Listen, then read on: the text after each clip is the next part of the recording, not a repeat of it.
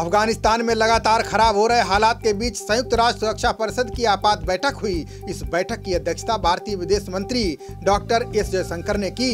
बैठक में संयुक्त राष्ट्र के महासचिव एंटोनियो गुतेरेस ने तालिबान से शांति बनाए रखने की अपील की है। वहीं अमेरिका ने चेतावनी देते हुए कहा कि अगर उसके नागरिकों या मिशन पर कोई भी खतरा हुआ तो सैन्य कार्रवाई की जाएगी। यूएनएससी की बैठक में अमेरिकी प्रतिनिधि ने साफ शब्दों में कहा कि जो लोग अफगानिस्तान छोड़ना चाहते हैं उन्हें सुरक्षित निकलने की अनुमति देनी चाहिए।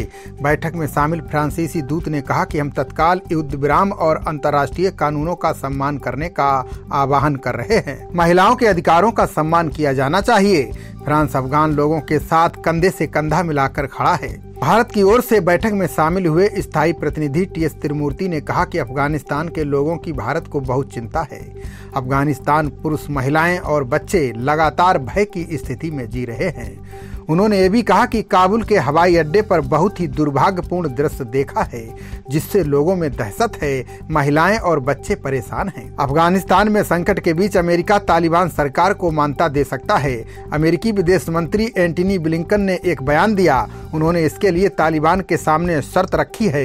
एंटनी ब्लिंकन ने कहा कि मान्यता पाने के लिए तालिबान को अपने लोगों के बुनियादी अधिकारों की रक्षा करने के साथ दहशतगर्दों को देश से बाहर निकालना होगा। बता दें कि अमेरिकी विदेश मंत्री की ये टिप्पणी उन मीडिया रिपोर्टों पर आई है जिसमें दावा किया गया है कि चीन तालिबान को मान्यता देने के लिए तैयार है। संयुक्त राष्ट्र के 5 स्थायी सदस्यों अमेरिका, रूस, ब्रिटेन, चीन और फ्रांस में चीन तालिबान को लेकर आगे बढ़ता दिख रहा है।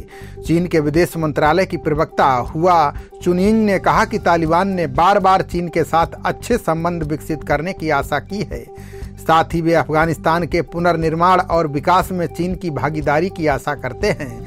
अफगानिस्तान के साथ संबंधों को लेकर बीजिंग की ओर से आया बयान तालिबान को मान्यता देने की ओर इशारा करता है। रूस की ओर से भी ऐसे ही संकेत मिले हैं। रूसी विशेष दूत जमीर काबुलोव ने कहा कि उनका देश पहले से ही तालिबान से बात कर रहा था। वे काबुल में बात कर रहे हैं। फिलहाल सभी संपर्क वहां किए जा रहे हैं। दूतावास सभी मामलों को देख रहा है।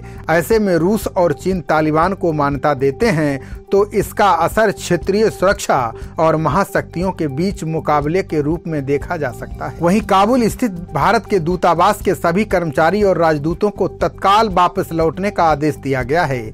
इसके साथ ही भारत ने पूरी तरह से अफगानिस्तान से अपना दूतावास खाली कर दिया है।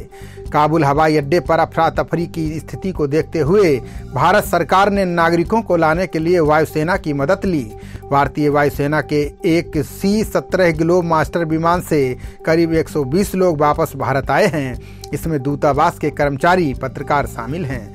विदेश मंत्रालय का कहना है कि अगले 24 घंटे बहुत ही महत्वपूर्ण हैं। अपने लोगों को निकालने के लिए भारत, ईरान, तुर्कमेनिस्तान और उज्बेकिस्तान के साथ भी संपर्क में है। इस बीच रिपोर्ट्स के मुताबिक काबुल हवाई अड्डे की सुरक्षा के लिए अमेरिकी सेना 1000 सैनिकों की अतिरिक्त बटालियन भेज रही है। पेंटागन के प्रवक्ता जॉन किर्बी ने बताया कि अतिरिक्त सैनिक भेजे जा रहे हैं। इनका लक्ष्य सुरक्षित तरीकों से लोगों को बाहर निकालना है। खबरों का सिलसिला जारी रहेगा। देखते रहिए जनप्रवाद। नमस्कार।